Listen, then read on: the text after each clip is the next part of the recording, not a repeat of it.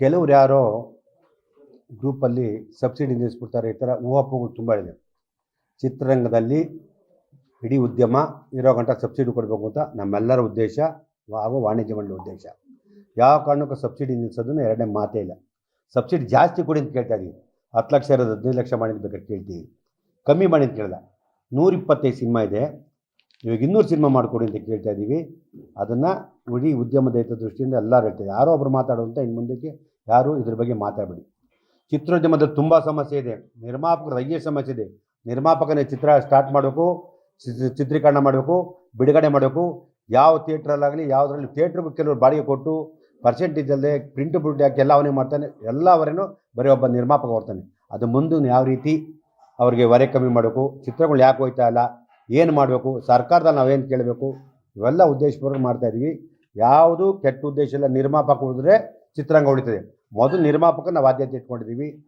ಅದರಿಂದ ಇನ್ನು ಮುಂದಕ್ಕೆ ಯಾರೇ ಆಗಲಿ ಚಿತ್ರೋದ್ಯಮ ಇನ್ನು ಮುಂದಕ್ಕೆ ಹಿಂದೆ ಏನು ಮಾತಾಡೋದು ಗೊತ್ತಿಲ್ಲ, ಮುಂದಕ್ಕೆ ನಾವಂತೂ ಅಚ್ಚುಕಟ್ಟಾಗಿ ಉದ್ಯಮದ ದೃಷ್ಟಿಯಿಂದ, ನಿರ್ಮಾಪಕದ ದೃಷ್ಟಿಯಿಂದ ನಾಟ್ ಓನ್ಲಿ ನಿರ್ಮಾಪಕ, ವಿತರಕ, ಪ್ರದರ್ಶಕ ಎಲ್ಲರೂ ಉಳ್ಕೋಬೇಕು ಅನ್ನೋದಕ್ಕೆ ಸರ್ಕಾರದಲ್ಲಿ ಏನು ಬೇಕು ಸರ್ಕಾರದ ಸಹಾಯ ತೊಗೊಂಡು ಇನ್ನು ಮುಂದಕ್ಕೆ ನಾವು ಯಾವ ರೀತಿ ಮಾಡಬೇಕು ಅಂತ ಇದನ್ನು ಕಂಪ್ಲೀಟ್ ನಾವು ಸ್ಟಡಿ ಮಾಡ್ತೀವಿ. ಆಮೇಲೆ ಬಡ್ಜೆಟ್ ಮಾಡೋಕ್ಕಿಂತ ಮುಂಚೆ ನಾವು ಸಿನಿಮಾಗೆ ಚಿತ್ರರಂಗದ ಏನು ಕೊಡಬೇಕು ಅಂತ ನಮ್ಮ ಎಲ್ಲ ಕಮಿಟಿ EC ಮೆಂಬರ್ ತಿಳಿಸ್ಬಿಟ್ಟು ನಾವು ಬಡ್ಜೆಟ್ ಸರ್ಕಾರ ಕೊಡ್ತೀವಿ. ಇನ್ನು ಮುಂದಕ್ಕೆ ಯಾರು ಗೊಂದಲ ಮಾಡ್ಕೋಬೇಡಿ, ನೀವು ಮಾತಾಡಬೇಡಿ. ಏನೇ ಸಮಸ್ಯೆ ಇದ್ರೂ ಬಂದು ನಮ್ಮ ವಾಣಿಜ್ಯ ಮಂಡಳಿಗೆ ತಿಳಿಸಿ, ಸೆಕ್ರೆಟರಿ ಅಧ್ಯಕ್ಷತೆ ನಾವು ಇರ್ತೀವಿ. ಯಾರೇ ಬಂದು ತಿಳಿಸಿದ್ರೆ ನಿಮ್ಮದು ಏನೇ ಕುಂದುಕೊರತೆಗೆ ಯಾವಾಗಲೂ ನಾವು ಸದಾ ಭಾಗಿಯಾಗಿ ನಿಮ್ಮ ಸೇವೆ ಮಾಡಲಿಕ್ಕೆ ನಾವಿದ್ದೀವಿ. ಚಿತ್ರರಂಗ ಉಳಿಬೇಕು, ಬೆಳಿಬೇಕು. ಯಾಕೆಂದರೆ ಇವತ್ತು ನಾವಿರ್ತೀವಿ, ನಾಳೆ ಇನ್ನೊಬ್ರು ಬರ್ತಾರೆ.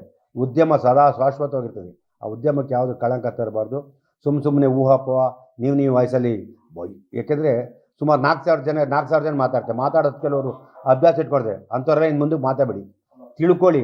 ನಿರ್ಮಾಪಕ ಸಿನಿಮಾ ಮಾಡೋದು ಕಷ್ಟ ಏನೇನು ಅಂತ ನಿಜವಾದ ನೋವಿದೆ, ಅರ್ಥ ಇದೆ. ಅದರಿಂದ ಇದು ಬಿಟ್ಟಾದ ಮೇಲೆ ನಮಗೆ ತುಂಬ ಇನ್ನು ಮುಂದಕ್ಕೆ ಈ ಥರದಲ್ಲಿ ಕಡಿವಾಣ ಹಾಕಿ ಅಂಥವ್ರಿಗೆ ನಾವು ಯಾವ ರೀತಿಯೂ ನಾನ್ ಕೋಪರೇಷನ್ ಕೊಡೋಕ್ಕೆ ಇಷ್ಟಪಡ್ತೀವಿ.